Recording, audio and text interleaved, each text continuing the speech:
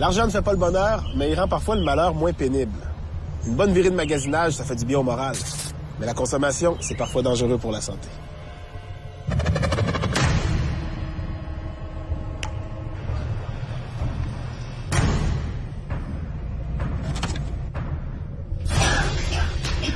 Oui, alors, vas-y. Ça fait plaisir. Je m'en fais pas.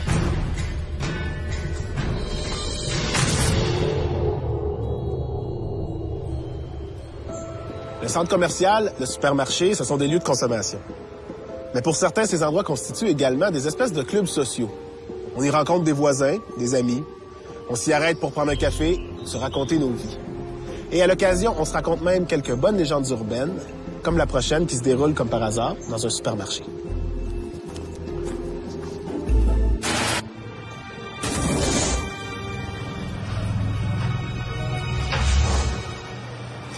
Une vieille femme faisait son épicerie quand elle a aperçu un jeune homme dans la vingtaine. Elle l'a observé quelques moments de loin et s'est rapprochée. En croisant le gars devant l'étalage de pain, elle n'a pas pu retenir un commentaire. « Mon Dieu, que vous ressemblez à mon petit-fils. C'en est troublant. Mon petit-fils est mort dans un accident d'auto il y a 1 an aujourd'hui. » Et elle continue avec une demande qui surprend le jeune homme. « Accepteriez-vous de faire votre épicerie avec moi? Ça me rappellerait tellement de bons souvenirs, comme si j'étais avec mon petit-fils. » Même s'il est un peu gêné, le gars se sent mal de refuser. Alors la vieille dame et lui parcourent les allées côte à côte. Elle lui raconte plein d'histoires sur son petit-fils perdu. La dame va même jusqu'à lui demander de l'appeler grand-maman. Ça lui fait tellement chaud au cœur d'entendre ce mot si doux à ses oreilles. Son petit-fils décédé l'an dernier était le seul qu'elle avait. Le jeune homme s'exécute, un peu mal à l'aise. Ça fait vraiment plaisir à la vieille. Mais maintenant, elle le lâche plus d'une semaine. Côtoyer le sosie de son petit-fils semble l'affecter un peu. C'est ce que le jeune homme se dit parce qu'elle achète beaucoup trop de produits. Des trucs chers en plus. Bon, si ça peut lui faire du bien à elle, lui, ça lui coûte rien. Mais toute bonne chose a une fin, et les allées d'épicerie également. Juste avant d'arriver à la caisse, la vieille dame lui demande encore de l'appeler grand-maman. Pourquoi pas, qui se dit. Alors il l'appelle grand-maman pour une dernière fois, tout en plaçant ses achats sur le tapis roulant de la caisse. Il l'aide même à emballer ses produits, comme le ferait tout bon petit-fils attentionné. Et là, surprise, la vieille dame se sauve avec son panier bien rempli de produits très chers, sans payer. Le gars et le commis sont abasourdis. Non mais, elle est vraiment vite, la madame, là. Mais en tout cas, pas question de courir pour la rattraper. Le faux petit-fils se dit que c'est pas sa job, après tout, c'est celle du commis. Le commis, lui, il se dit que le petit-fils va payer la facture de sa grand-mère un peu fêlée. Ce qu'il finit par être obligé de faire, puisqu'il peut pas prouver qu'il la connaissait pas. 515 $ d'épicerie. Mais au moins, il a fait plaisir à une pauvre vieille femme en deuil.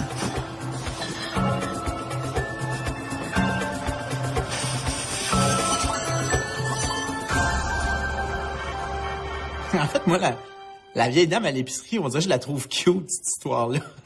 Parce que je me dis, ah ben ok, malgré tout, là, il nous reste un petit fond d'humanité. Dans le fond, lui, ce jeune homme-là, là, il est fin. Puis, il est pas si perdant que ça. T'sais, il raconte son histoire. Moi, mettons, quelqu'un me raconterait cette histoire-là, dit « Ah, je me suis fait avoir, blablabla. » Ben, au moins, je me dis « Hey, t'es un bon gars. » Tu sais, la vieille personne crasse, en même temps, on y en laisse passer. Je sais pas, c'est le principe de l'émission très, très populaire, Les Détestables, tu sais. Puis en même temps, t'es toujours à 2 niveaux avec une personne âgée. Est-ce qu'elle est tout à elle? Est-ce que, tu sais, faut faire attention. Ce qu'il y a de beau là-dedans, c'est qu'elle revire pas de bord.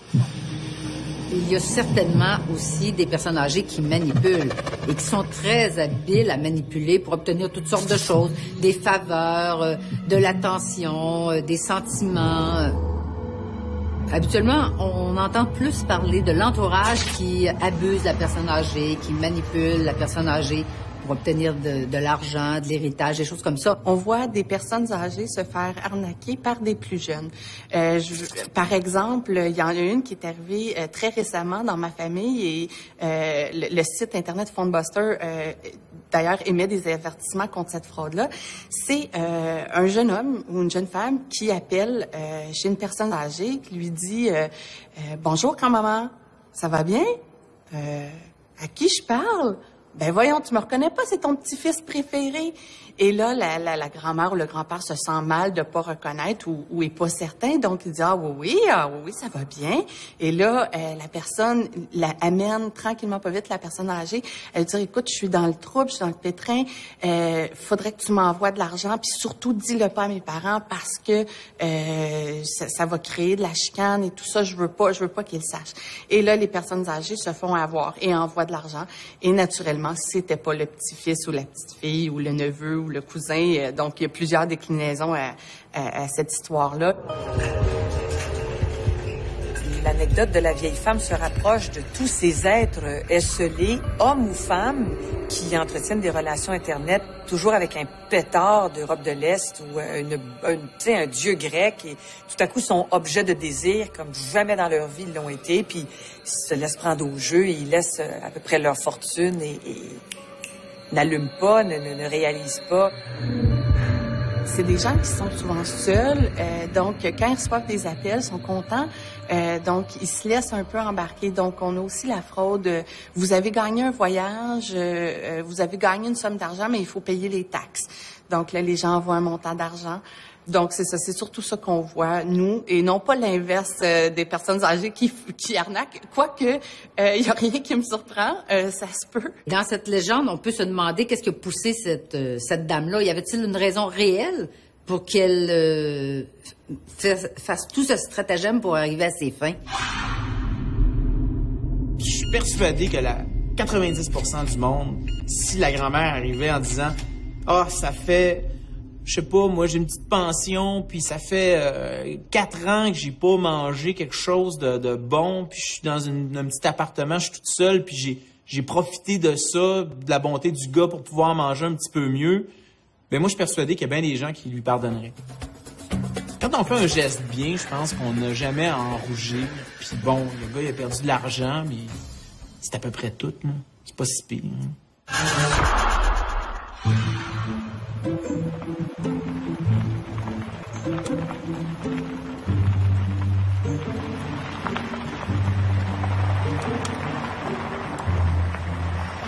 Certaines personnes aiment bien le magasinage, d'autres moins. Mais quand on attend la dernière minute pour se procurer ce dont on a besoin, il peut nous arriver toutes sortes de mésaventures. C'est l'histoire d'un gars qui avait décidé d'aller s'acheter des jeans neufs parce qu'il avait un rendez-vous galant. Puis il voulait absolument faire bonne impression. Alors il est au magasin, il paye, il sort, il rentre dans sa voiture, puis il décide de se changer là, sur place. Oui, parce qu'il n'avait pas le temps de retourner à la maison. Alors il enlève ses vieux jeans, puis il lance par la fenêtre. Écoutez, il n'était pas question qu'il les laisse traîner dans l'auto. Il avait fait nettoyer l'intérieur de son véhicule. Il voulait absolument impressionner la fille. Alors, il fouille dans son sac de magasinage. Pas de jeans. Non, tout ce qu'il trouve, c'est un chandail de fille. C'était probablement la fille qui était à la caisse en avant de lui au magasin. Il s'était trompé de sac. Alors, le voilà pris dans sa voiture, sans pantalon, avec un chandail de fille et un rendez-vous galant dans 10 minutes. Bon, là, je vous entends me dire qu'il sorte de sa voiture puis qu'il ramasse ses vieux jeans. Mais est-ce que je vous ai dit que ce gars-là, c'était pas le genre à mettre des caleçons?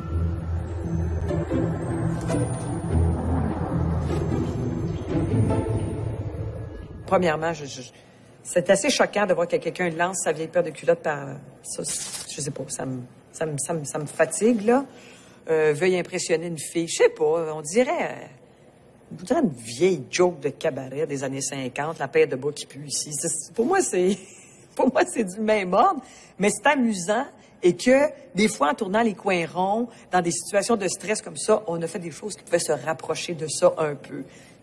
Une petite gaffe. Donc, c'est devenu une bonne histoire, tu sais. On est fondamentalement un être empathique, fait qu'on va se dire « Oh my God, si ça m'était arrivé. » Puis c'est ça, je pense, que dans ces histoires-là qui va chercher notre humanité profonde, parce qu'on est empathique, on est capable de se projeter dans...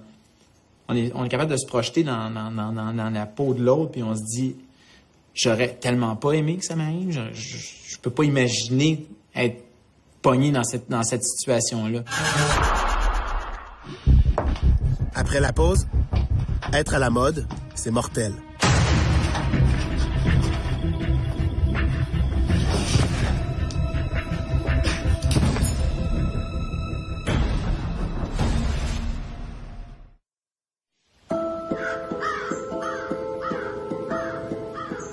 Dans les histoires qui traitent de consommation, il y a toujours un arnaqueur et un arnaqué.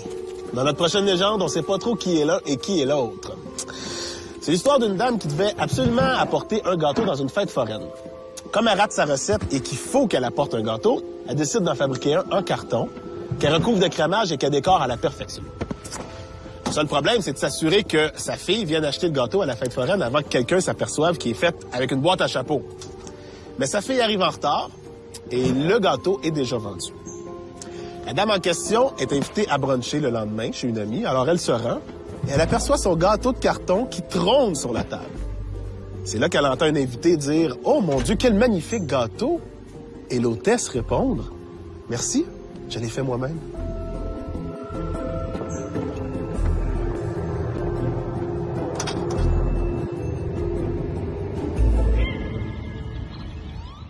Je sais. Je cherche toujours où j'ai pu apercevoir ça dans la littérature récente, puis c'est le livre... je me demande comment il fait de l'Anglaise qui avait écrit un roman sur sa quête de garder sa place dans le monde du travail et s'occuper de 2 enfants. Ben, une histoire dessus que Julia Roberts a pris qui était un peu plate, que tu lisais en postpartum, mais la seule chose que j'avais trouvée amusante là-dedans, c'était les courts-circuits qu'elle prenait pour donner l'impression qu'elle avait le temps, elle aussi, de participer à l'œuvre collective, d'apporter des tas de maisons quand c'était les fêtes d'enfants et tout ça, puis elle brisait des croûtes à tarte, et puis, tu sais, elle donnait un petit aspect maison. Donc, ces histoires-là circulent pour enlever un petit peu de culpabilité chez les femmes trop occupées. Mais j'y crois pas pantoute. C'est vraiment trop niaiseux. C'est plausible. Je pense que des gens peuvent, au lieu de s'avouer ou d'être capables de se dire, j'ai pas réussi à rendre la marchandise, à faire ce que j'avais promis de faire, je vais inventer toute une histoire puis je vais être sauvé de la situation. On peut sauver sa peau comme ça, mais cette légende-là nous démontre bien que c'est risqué quand même. Et c'est ce qui arrive à la dame. Il existe toutes sortes d'histoires invraisemblables dans les journaux, comme celle-ci. Ah puis non, je peux pas vous la raconter. Ça brûlerait le punch de notre prochaine légende. Ça me fait penser à l'histoire que mon beau-frère m'a racontée. Ils travaillent au laboratoire d'autopsie d'un hôpital, puis ça a été leur sujet de conversation pendant plusieurs semaines. C'est fou comment on n'est vraiment plus en sécurité nulle part. Mais si ça continue comme ça, on va être obligé de rester enfermés chez nous pour éviter d'attraper toutes sortes de virus. Comme ces adolescentes qui sont mortes d'une manière bien étrange. Pourtant, elles étaient toutes en très bonne santé, elles avaient aucune raison de mourir subitement comme ça. Mais elles se sont toutes effondrées, prises d'un malaise soudain. La cause de leur mort était une espèce d'empoisonnement par un produit très toxique que le labo n'arrivait pas à relier aux activités ou aux antécédents des victimes. Parce qu'elles se connaissaient pas, elles s'étaient jamais rencontrées, jamais même croisées. Elles habitaient aux 4 coins du Québec, dans des régions éloignées. Elles avaient vraiment rien en commun. Sauf peut-être leur âge. Elles avaient toutes 14-15 ans. Mais c'est un lien pas mal mince pour expliquer qu'elles soient mortes dans des circonstances très similaires. Il n'y avait rien pour expliquer qu'elles aient été en contact avec un produit hautement toxique. Puis l'enquête n'arrivait pas à démontrer la présence du fameux produit dans leur environnement immédiat.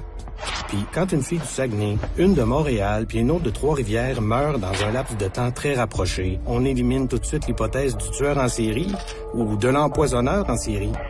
En fait, je disais que les filles avaient rien en commun, mais c'est pas tout à fait vrai. Le lien entre toutes les victimes, c'est un inspecteur particulièrement astucieux qui a fini par le trouver. Dans la salle de bain de la première, sur la chaise de bureau de la deuxième, et aussi sur le plancher de la chambre de la 3e victime. Des indices qui auraient bien pu passer inaperçus aux yeux de la plupart des policiers, mais qui venaient d'éveiller les soupçons de l'enquêteur en charge du dossier. Lui aussi, il y avait une adolescente à la maison. Il a fait analyser quelques items particuliers retrouvés dans la chambre de chacune des jeunes filles. Et effectivement, le produit toxique qui les a empoisonnées a été détecté. Il s'agissait d'un solvant très puissant utilisé pour nettoyer de l'équipement dans les usines de textiles en Chine. Un produit extrêmement nocif et volatile.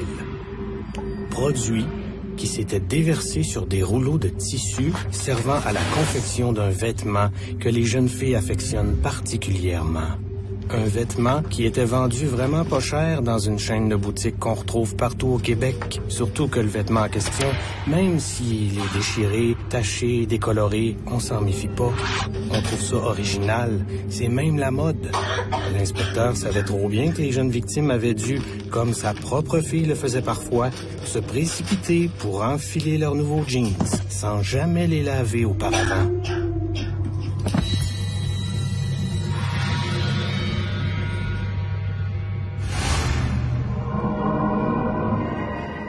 C'est trop spectaculaire, tu sais, de la mort imminente par paire de jeans. Et on le sait qu'il peut y avoir quelque chose de dommageable, de toxique dans à peu près tous les produits qu'on se met dans le visage, n'importe quoi, mais là, que ta paire de jeans soit meurtrière, là. Ça vient de mères qui ont dit ma pauvre ado, tu vas faire autre chose que de te préoccuper de ta paire de fesses dans ta paire de jeans neufs qui me coûte trois fois trop cher. Et moi, à mon époque, ce qui circulait, c'était la traite des blanches dans les cabines d'essayage, surtout dans les magasins de jeans. Tu sais, quelle niaiserie. Pourquoi choisir des adolescentes? Peut-être c'est des bonnes victimes. Enfin, là, il s'agit d'un jeans, alors c'était un peu difficile de choisir peut-être des personnes âgées. Mais pourquoi choisir des jeunes filles? Pourquoi pas choisir des jeunes hommes? Et peut-être qu'on a un préjugé défavorable. C'est quoi? Le jean, c'est quoi? C'est un symbole de séduction, mais quoi? On va punir les comportements séducteurs chez la jeune fille. Enfin, moi, je la trouve complètement farfelue. Et je n'ose croire qu'une pareille erreur, là, au niveau du contrôle de la qualité, puisse entraîner la mort de certaines personnes.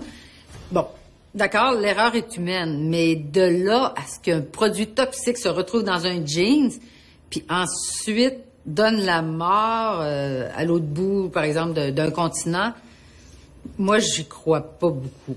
Et je veux pas y croire. Espérons qu'on est dans un monde où il y a la sécurité là, concernant la tenue vestimentaire est assurée.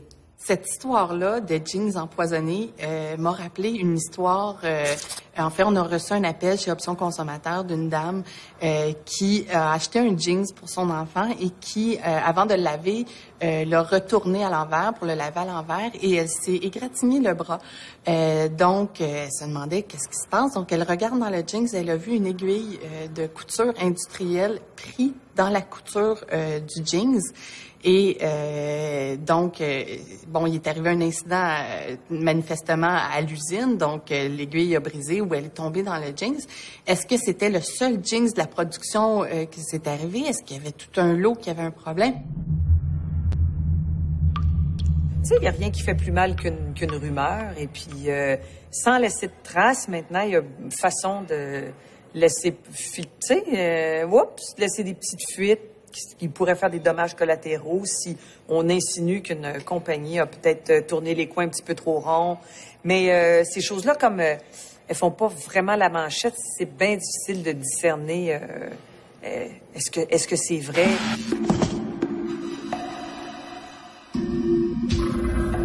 En fait, on se rend compte, avec la mondialisation, que on a de moins en moins de prise sur la qualité des produits qu'on... Bon, évidemment, il y a les ententes commerciales, mais on apprend dans les ententes commerciales que souvent, on va revoir les exigences en matière de toxicité, de présence de résidus toxiques. On va revoir ces exigences-là à la baisse. Ça arrive, ces histoires-là. Ben, ça arrive pas cette histoire-là, mais ça arrive des histoires comme ça. On n'a qu'à voir, par exemple, en Chine, la fameuse mélamine qu'on a retrouvée dans le lait. Et ça, c'est pas une légende urbaine. Il y a des bébés, littéralement, qui sont morts parce qu'on a mis littéralement de la mélamine dans du lait. de bébés. Il y a aussi un cas de poussette. Moi, c'est m'est arrivé. J'avais une poussette d'une très bonne marque et mon fils s'est pris la main dans un anneau. Donc, il a fallu lui sortir la main en mettant de la crème. Puis, donc, je me suis plaint à l'entreprise, je me suis plaint à Santé Canada. J'ai fait mon devoir de citoyenne. Mais cette poussette-là, elle n'aurait pas dû être sur le marché, mais elle s'est retrouvée quand même sur le marché. Je pourrais vous donner aussi l'exemple des lits d'enfants avec le côté rabattable. Il y a eu des dizaines de cas où les bébés se sont retrouvés coincés entre le matelas et le côté rabattable. Des pyjamas inflammables, des jouets avec des teneurs dans la peinture, des teneurs de plomb trop élevées. Écoutez, je pourrais vous en nommer des chaufferettes qui chauffent trop et qui prennent en feu. Quand il y a des rappels de jouets, tu sais, le cœur t'arrête, le sang te fige, puis tu te dis, il y en a pas de ces biberons-là, puis il y a pas de problème, puis il y a pas... Tu sais, chaque chose que tu aurais pu faire sans le savoir qui est dommageable pour ton enfant, après ça, tu relativises, tu dis, écoute, nous autres, on a été élevés au chimique, Jello, Kool-Aid, tout le monde fumait, puis on s'en est sortis, là, tu sais, mais je comprends que ça peut se faire peur. Moi, je me souviens d'avoir vu une histoire, par exemple, où des gens s'étaient achetés de la vaisselle chinoise, des espèces de porcelaine, mais qui étaient impropres à la consommation humaine parce que la laque qu'ils mettaient était pas... elle se liquéfiait avec la chaleur. On leur avait pas dit que c'était des assiettes qui étaient là juste pour décorer. Mais là, bon, eux, ils ont fait des ramen là-dedans, puis ils se sont retrouvés à s'empoisonner.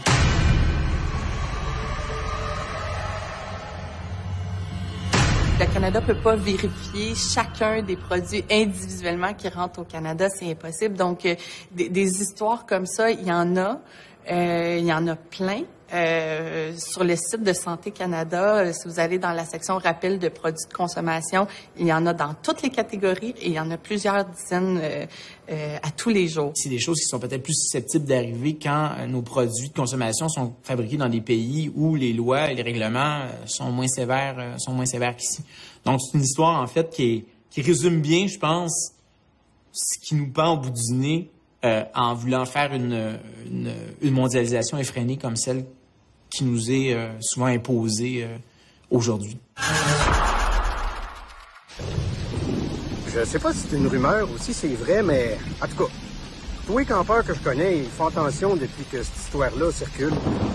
Il paraît que les bonbonnes de propane qu'on utilise pour le barbecue peuvent facilement exploser. Ça a l'air que les fabricants de crack, ils utilisent les mêmes bonbonnes que nous autres pour faire leur dose. Ils vident les bonbonnes.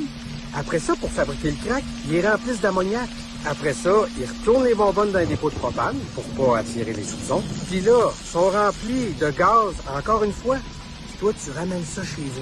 Comme l'ammoniac, c'est super corrosif. La bonbonne est sur le bord d'exploser à cause de la pression du gaz. Ça fait qu'à l'avenir, remplis toujours la même bonbonne de gaz toi-même.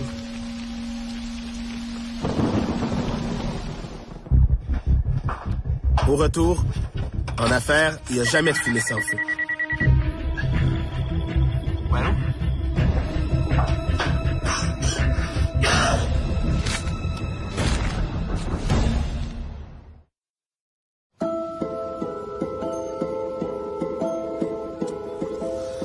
Dans la vie, on consomme des biens, mais on consomme aussi des services.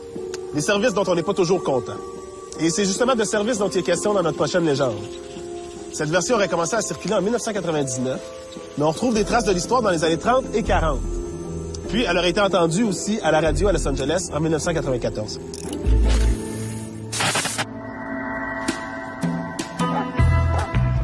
Un maçon venait de réparer une cheminée pour un homme très riche.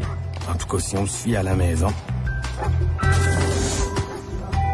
Avec le temps et le manque d'entretien, la cheminée en briques s'était abîmée. Le maçon avait travaillé d'arrache-pied pour la remettre en état. Il était très fier de sa réalisation et le client semblait satisfait lui aussi. Sauf quand est venu le temps de payer. Le client dit au maçon qu'il allait le payer dans quelques semaines parce que là, il était un peu à court de cash, mais que ça devrait se régler rapidement. Le maçon se doute que l'homme ment, qu'il a sûrement les moyens de payer. Mais comme il a l'air vaguement mafieux, il ose pas trop le confronter. Il lui dit que, de toute façon, il n'a pas complètement fini le travail, qu'il va repasser plus tard pour terminer l'ouvrage et se faire payer. D'ici là, personne ne devrait utiliser le foyer tant que les réparations sont pas complètement terminées et que la facture n'est pas réglée. Le client accepte et il dit qu'il communiquera avec lui dès qu'il pourra le payer.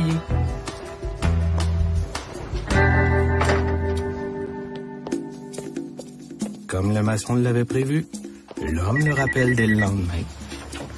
Pas pour le payer, mais pour se plaindre.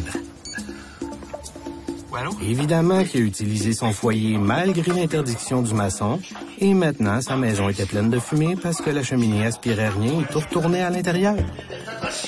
Le client accuse le maçon d'avoir mal fait son travail. Non, réplique le maçon, c'est vous qui n'avez pas respecté notre entente. Vous me payez, puis je règle votre problème en 2 secondes.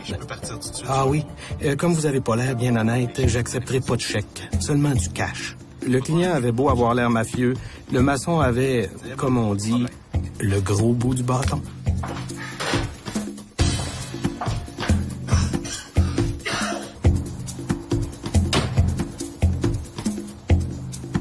Il arrive donc chez le client et exige d'être payé sur le champ avant de terminer le travail. Vous allez me régler ça tout de suite. L'homme paye la facture cash.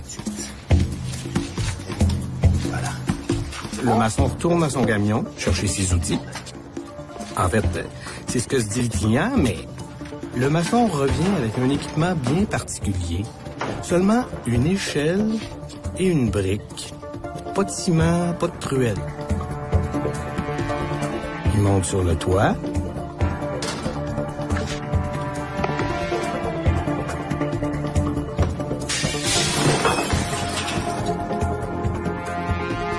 Ça y est, crie le maçon. Vous allez pouvoir faire tous les feux que vous désirez, votre problème de fumée est réglé. Tout ce que le maçon avait eu à faire, c'est de lancer une brique dans la cheminée pour briser le panneau de verre qu'il place toujours dans ses ouvrages, jusqu'à temps d'être payé en entier.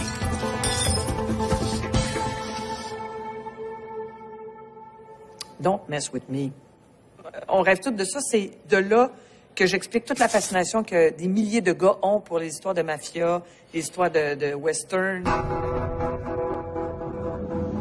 Si dans la vie, on avait assez d'ingéniosité, assez de moyens pour faire ça, pour toujours être capable de, tu sais, de s'épargner à avoir à demander quelque chose. Si on était capable de faire ça une fois de temps en temps, contre le gros méchant qui essaie de piler sur notre terrain, ça serait le fun. Cette histoire-là m'a fait bien rire.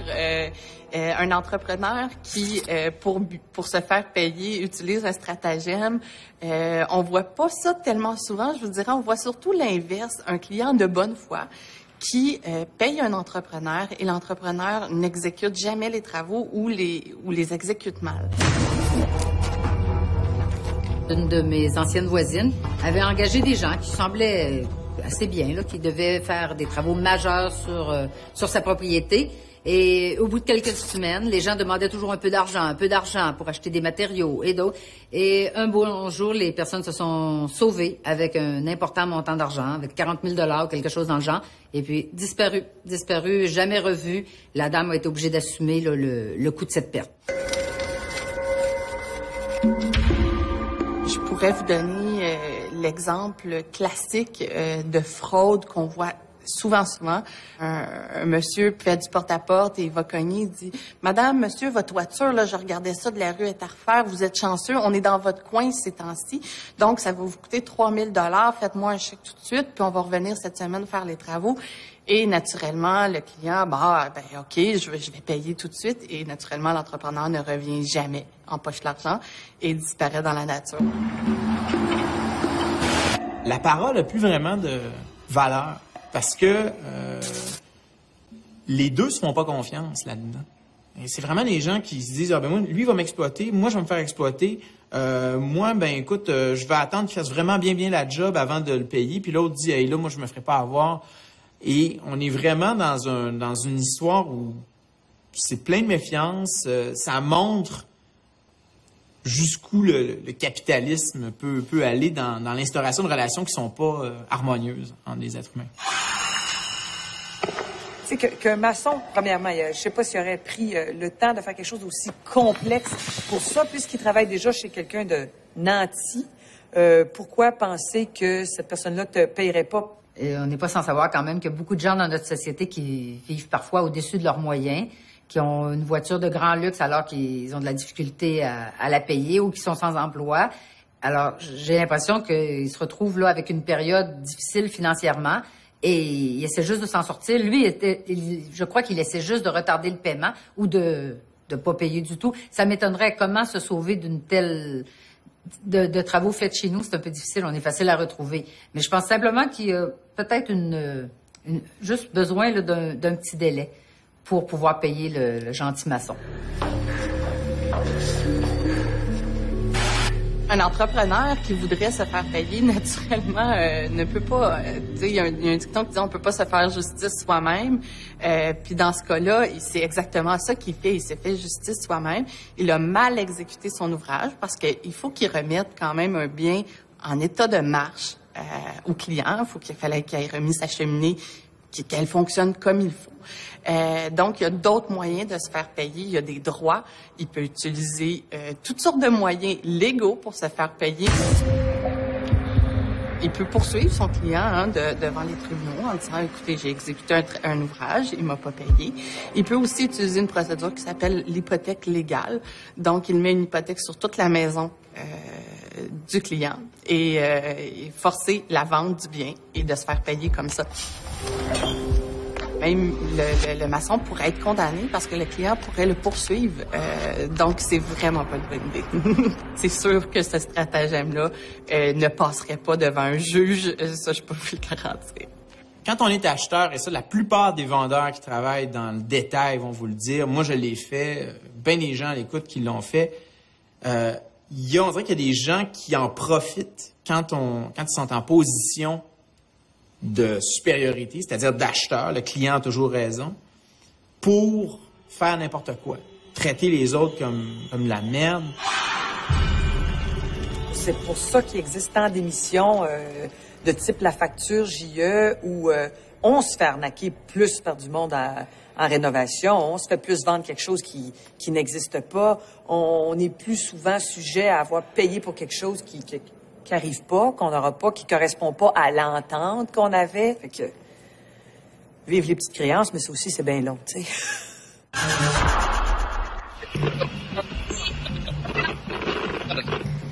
Notre prochaine histoire est fort troublante. Elle a été rapportée dans un journal étranger. Rien n'a encore été confirmé.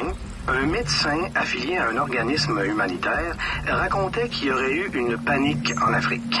Dans le camp où il travaillait, les réfugiés refusaient de donner à manger à leurs enfants. Ils avaient reçu des caisses de nourriture pour bébés qui étaient pourtant très bonnes.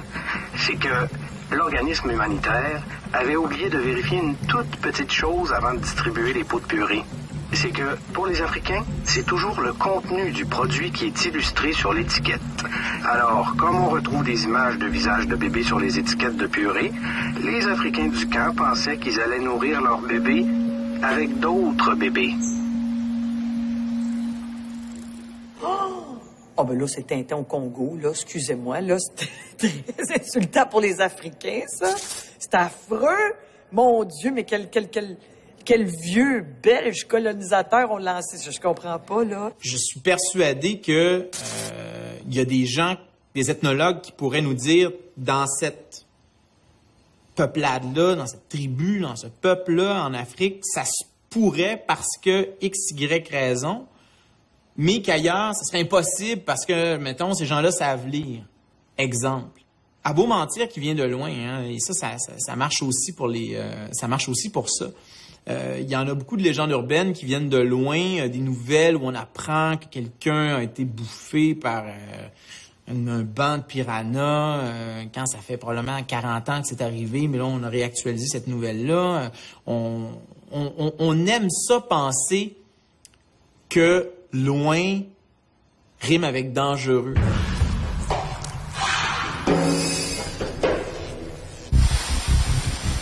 Après la pause, un porte-clés gratuit qui finit par coûter cher. Très cher. Un beau porte-clés maison, très moderne,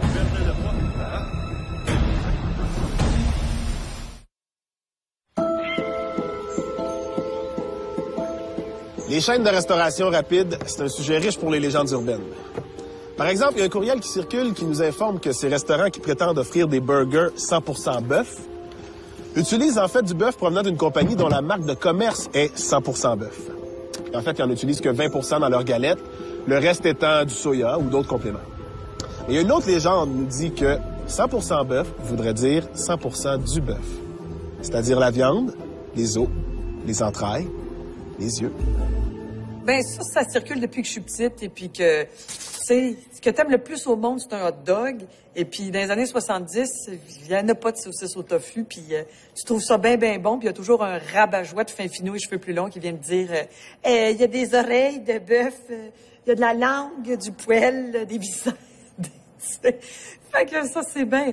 Non, parce que normalement, là, 100% bœuf, il faut que ce soit 100% bœuf, viande de bœuf, là. Tu sais, on devrait le sentir s'il y a du sabot là-dedans, puis sinon dénoncer vite, là, mais ouais, ça, c'est ce genre d'affaires que j'ai entendu toute ma vie, ça. Ouais.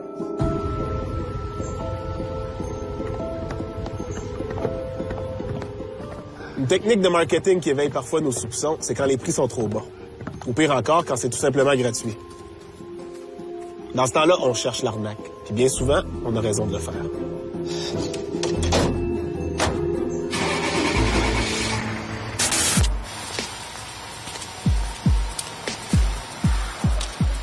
C'est parfois étonnant de voir qui sont les propriétaires de certains commerces.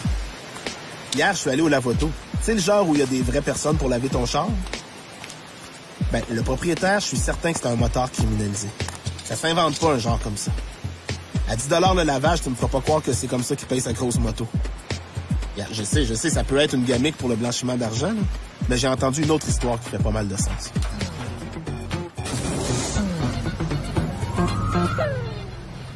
Il paraît que dans certains Lavoto, on donne des cadeaux pour attirer les clients. Ça peut être des calendriers ou des stylos, mais la plupart du temps, c'est une espèce de porte-clés. Porte-clés maison, très moderne, perdez-le pas, c'est important. C'est logique après tout, hein? C'est une business de char. Sur le porte-clés, on trouve le numéro de téléphone du Lavoto, puis on promet aux clients qui utilisent le porte-clés de lui offrir un lavage gratuit. Ça se fait un peu partout. Puis il y a une chose de surprenante. Ce sont seulement les propriétaires de voitures de luxe à qui on propose cette offre-là. Si tu as une voiture ordinaire, tu vas avoir un calendrier ou un stylo. Vous vous dites que c'est normal après tout. Les propriétaires de voitures haut de gamme font laver leurs voitures plus souvent, puis les responsables de Lavoto essaient d'attirer cette clientèle-là, car ils peuvent charger plus cher. Alors, qu'est-ce qui motive les proprios de Lavoto à vous gâter comme ça? Eh bien, vous le saurez après la pause.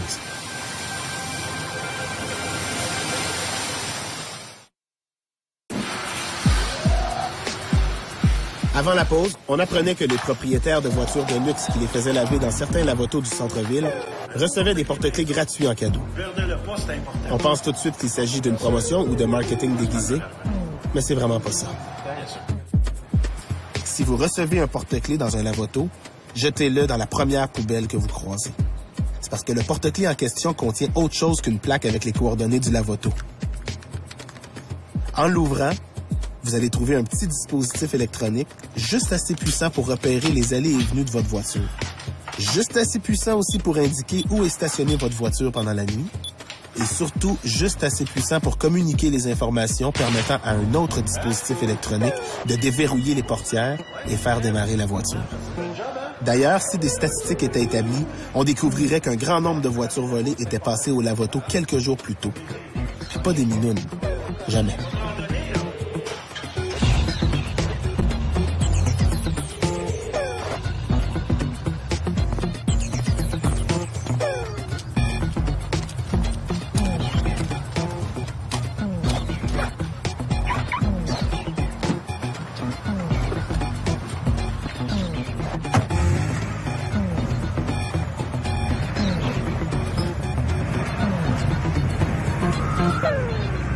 Premièrement, là, quel cadeau plate, là. Un porte-clés gratuit. Je sais pas si je le jetterais pas. Je sais pas qui a l'intérêt de recevoir un porte-clés de toute façon, là. L'affaire la plus personnelle, ou bien tu veux une cochonnerie, ou bien tu veux... mais là, tu sais, offrez-nous autre chose que le... Moi, c'est le même intérêt que la tasse qui tient ton café chaud, là. On n'en veut plus de ça. On n'en a pas besoin. Donnez-nous un petit... Tu sais, un petit rabais substantiel, mais pas de cochonnerie comme ça. Un beau porte-clés maison, perdez-le pas. Généralement, si on vous offre un cadeau, c'est pour vous attirer dans quelque chose qui va être payant pour l'entreprise. Donc, par exemple, entre autres, il y en avait une qui se promenait depuis quelque temps sur Internet. C'était « Obtenez votre dossier de crédit gratuitement ». Et les gens s'abonnaient en pensant qu'ils allaient obtenir leur dossier de crédit gratuitement. Mais en fait, c'était un abonnement. Avec l'abonnement, de 1 an à une espèce d'alerte à la fraude là, sur les dossiers de crédit qui coûtait 30 $ par mois. On obtenait son dossier de crédit gratuitement. Donc, c'était pas vraiment gratuit. J'ai un exemple aussi avec les systèmes d'alarme. On vous donne le système d'alarme. C'est tout à fait gratuit. Mais on vous dit pas qu'il faut vous abonner pendant 3 ans à un service de télésurveillance, donc avec une centrale. Donc, c'est des contrats de 3 ans. Certaines entreprises n'auront plus le droit de vous offrir des petits cadeaux. Je pense entre autres aux cartes de crédit. Hein. On vous attirait souvent avec signez ici, on va vous donner un crayon, une casquette, un t-shirt, et les gens s'engageaient dans une carte de crédit. Tu sais, ça va tellement dans l'air du temps où les fraudeurs, les malfaiteurs, les gens qui auraient toutes sortes de bons plans pour arnaquer autrement se serviraient de la technologie.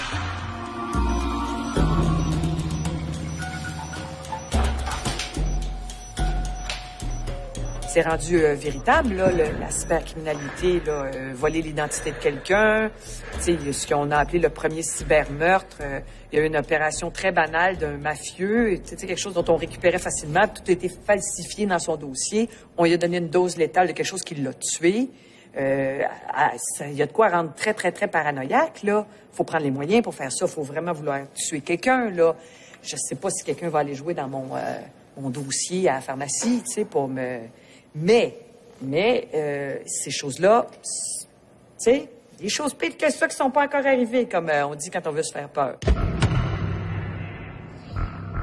Ce que je trouve fascinant dans les nouvelles technologies de géolocalisation, c'est pas le fait qu'elles existent, c'est le fait que maintenant, on les rend tellement sexy que les gens veulent les utiliser pour dire où ils sont. On dit aux gens, hey, si t'as pas ta géolocalisation, si tu vas pas sur Foursquare t'enregistrer dans les restaurants en disant c'est bon, tata, là je suis là, voici mes photos. Ben c'est comme une espèce de...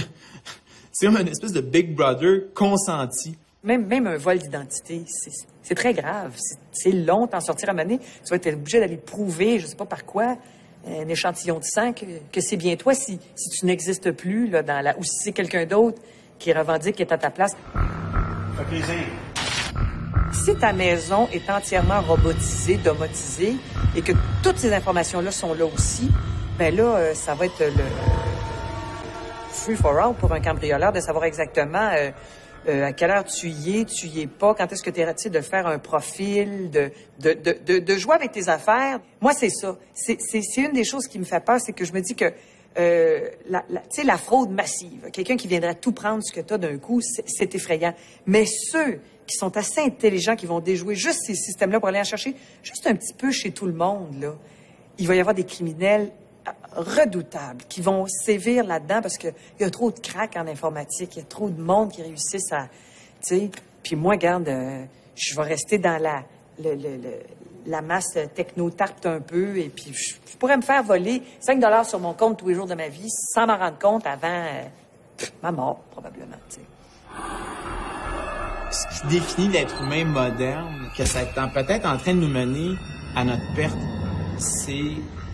j'aurais voulu dire, malheureusement, la consommation. Et ça, c'est très intéressant parce que c'est comme si on est conscient qu'on fait un geste qui va nous faire du mal, mais qu'on n'est pas capable d'arrêter de le faire.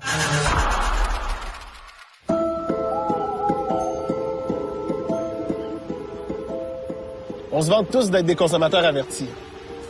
Pourtant, tous les mois, plusieurs d'entre nous payons pour de l'assurance crédit que nous n'avons jamais contractée. Ou pour d'autres frais, des frais de service, des frais d'administration ou des frais d'activation. C'est pas de la fraude, c'est pas des légendes urbaines non plus. C'est juste de l'astuce avec un petit brin de cupidité.